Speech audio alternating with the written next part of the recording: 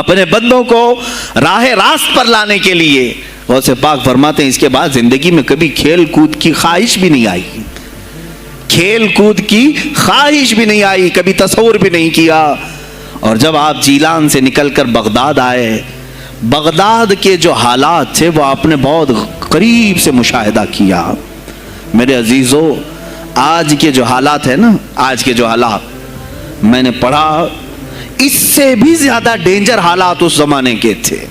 آج لوگ حالات کی شکایت کرتے ہیں، بہت سارے علماء مولانا ہم سے کہتے ہیں حالات اب صحیح نہیں ہیں، ویسے نہیں ہے پہلے۔ میں تمہیں غوث پاک کے حالات بتاتا ہوں، اس وقت سیاسی حالات کیا تھے۔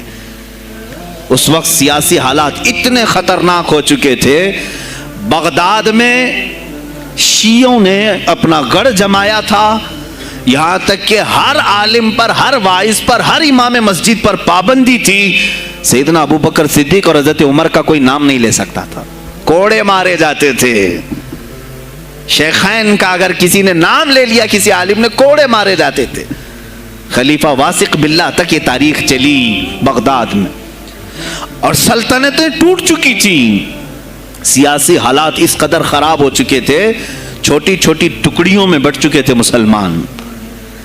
مصر کی طرف دیکھیں تو فاطمی حکومت قائم ہو گئی تھی، وہ اپنے آپ کو فاطمی کہہ رہے تھے۔ بغداد میں عباسی خاندان حکومت کر رہا تھا، اور وہ بھی سمٹ کر کے صرف بغداد کے اطراف رہ گئی بس۔ پھر ترکی کی طرف دیکھیں تو سلجوقی خاندان تھا، ایک ایک ٹکڑا حکومت کر رہا تھا، اور یہی آپس میں دست بگریباں تھے، ایک دوسرے سے لڑ رہے تھے۔ اور پھر پلس اس پر ایسا کہ بازنطینی جو عیسائی تھے، صلیبی تھے، ان سلطنتوں کو آپس میں لڑا کر کے اس قدر شدت پیدا کر چکے تھے کہ بغداد والا مصر نہیں جا سکے، مصر والا ترکی نہ آ سکے۔ پھر ادھر بخارا، سمرقند، نیشاپور، یہ جو رشیا میں ہیں آج، ازبکستان وغیرہ میں، یہاں الگ ایک سلطنت قائم تھی، اور ہند میں الگ کفرستان تھا۔ سب جگہ الگ الگ حالات تھے، اور مسلمانوں کے لیے اس زمانے میں ایسے حالات ہو گئے جیسے لاک ڈاؤن ابھی کا سیم۔ میں آپ کو بتا دوں سچویشن، لاک ڈاؤن میں کیا ہوا تھا معلوم ہے؟